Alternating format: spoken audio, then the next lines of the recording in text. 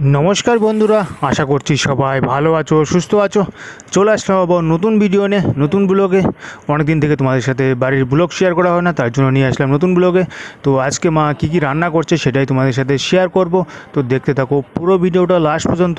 আজকে মা তোমার গিয়ে জলপাইয়ের তরকারি রান্না করবে সেটাই। আর জলপাইয়ের তরকারি রেসিপিটা যদি তোমরা সবাই দেখতে চাও যে মানে কীভাবে রান্না করে, কারণ জানি সবাই খাও না মানে জলপাইয়ের তরকারি, তো আমি তো খাবো না অ্যাকচুয়ালি, টকের তো খেতে বারণ আছে, তো আমি খাবো না। তো জলপাইয়ের তরকারি কীভাবে রান্না করে সেটা যদি তোমরা জানতে চাও তাহলে অবশ্যই কমেন্টে জানাও, তোমাদের সাথে আমি নেক্সট ভিডিওতে শেয়ার করব।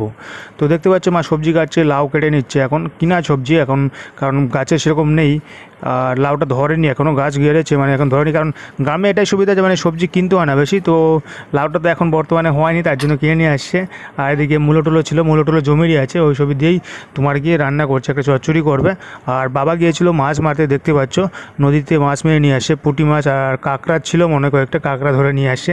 তো কাঁকড়া তো আমি এখনও খাই না, খাওয়া যায় কি না আমি জানি না সঠিক। তো কাঁকড়া ভাজা আমার তো ভালোই লাগে, আগে খেতাম, আমি যখন ভালো ছিলাম তখন তো খেতাম, ডায়ালিসিস টাইমেও খেতাম, বাট এখন খাই না। এখন আমি সঠিক জানি না খাওয়া যায় কি না আদৌ। কাঁকড়া ভাজা তো দারুণ লাগে, কাঁকড়া ভালো লাগে অবশ্যই বলবে। তো মা তারপর তোমার কি রান্না তুলে দিয়েছে, দেখতে পাচ্ছ রৌদ্র চলে আসছে পায়, কারণ এখন দুপুর হয়ে গেছে, দুপুরবেলা রান্না মানে এখানে রৌদ্র চলে আসে। আর আমাদের তো মাটির উনুনে রান্না করে বেশিরভাগ টাইম। এখানে তোমার কি লাউয়ের তরকারিটা হয়ে গেছে, আর ওটা তোমার কি একটা চচ্চড়ি করছো মূলা টুলা ওইসব দিয়ে তোমাকে চচ্চড়ি করবে। আর এখানে তোমাকে টকের তরকারি রান্না করছে, তোমার জলপাই তরকারিটা। তার আগে তোমার মাছগুলো ভেজে নিচ্ছে, দেখতে পাচ্ছ।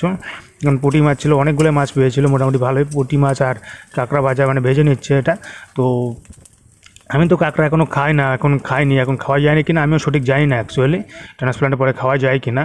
তো জলপাই তরকারি রান্না করছি। আর তোমরা যদি দেখতে চাও ফুল রেসিপি জলপাই তরকারি কীভাবে রান্না করে, কারণ সবাই তো টক খায় আমি জানি, তো সেটা যদি জানতে চাও তো অবশ্যই কমেন্টে জানাও। আমি তোমাদের সাথে নেক্সট টাইম যখন রান্না করবে মা, সেটা সম্পূর্ণ পুরো জলপাই তরকারি কীভাবে রান্না হয় কীভাবে সেটা অবশ্যই শেয়ার করব। কারণ আমার নদীর ছোটো মাছ দিয়ে তোমাকে তরকারি রান্না করছে, দারুণ লাগে। আমি তো খেতে খুব ভালোবাসি টকের তরকারি অ্যাকচুয়ালি। তো এখন তো খেতে পারছি না, ডাক্তার বারণ আছে তার জন্য, কিন্তু আমি খেতে খুব ভালোবাসতাম টকের তরকারি, জলপাই তরকারি বলো, বড়ই তরকারি, আমের তরকারি। সবাই তো চাটনি খাও জানি, আর আমাদের তোমাকে ওটাতে তরকারিও রান্না করে।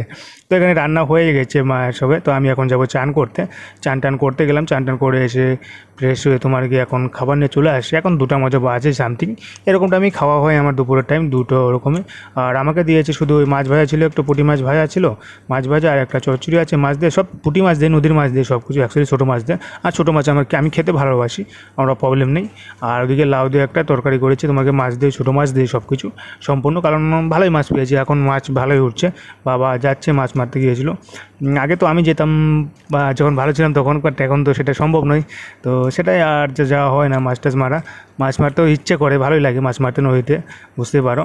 তারপর তোমার গিয়ে খাওয়া দাওয়া করে বিকাল হয়ে গেল, এখন সন্ধ্যার দিকে এখন গেলাম একটু বাইরে, একটু হাঁটাচলা করি রাস্তার দিকে। আর রাস্তার ওখানে জল আছে, তার জন্য ওদিক তো যাওয়া যায় না, হাঁটতে হাঁটতে যাওয়া সম্ভব নয়, কখনও গেলে স্কুটি নিয়ে তাহলে যায়। তারপর দেখি একটা বন্ধুর সাথে এখানে ছিল, ও যাবে ওইদিকে, তো ওর বাইকে চড়ে গেলাম, তো চড়ে ওইদিকে আমি চলে যাব। দেখতে পাচ্ছ কতটা জল জমে আছে রাস্তার মধ্যে, খুবই মানে খারাপ অবস্থায় ঢুকে, জন্য বৃষ্টি হয়েছে সেই দুর্গাপুজোর টাইমে, এখনও জল জমেই আছে, কি বলবো। আর তো হাটে যাবে, হাটের দিন ছিল, তো আমি ওকে রাস্তায় নেমে গেলাম, ও চলে গেলো হাটে, বাড়ি যাওয়ার সময় আবার ওরম বাইকে চলে আসবো, তাই জন্য গেলাম রাস্তার দিকে, অনেক দিন থেকে আসা হয় না, দেখতে পাচ্ছ। তো দারুণ আবহাওয়া, এদিকে আবহাওয়া আসলে তো খুব ভালো লাগে, বাড়ির সামনে হাঁটতেও অতটা ভালো লাগে না ওখানে, আর এদিকে আসলে অনেকটা দূর, আর চারিদিকে সবুজ পরিবেশ দেখতে পাচ্ছ।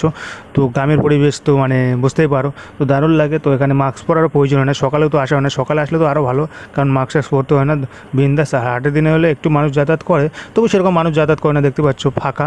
ওকে, আজকের ব্লগটা এখানেই রাখছি, সবাই ভালো থেকো, সুস্থ থাকো, দেখা